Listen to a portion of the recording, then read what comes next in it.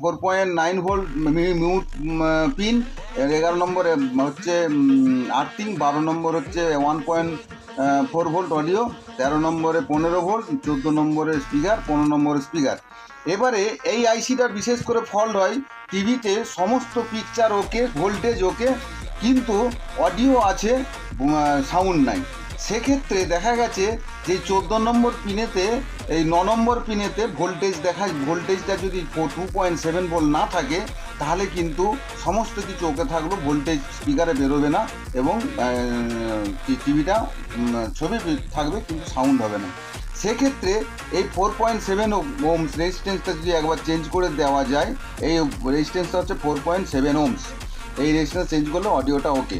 ওটা ছোটো করে দেখালাম, এলজি, স্যামসাং বিভিন্ন টিভিতেই 797 ব্যবহার হয়ে থাকে এবং সেটা এভাবে যদি আমরা সমাধান করি তখন সমাধান হয়ে যাবে।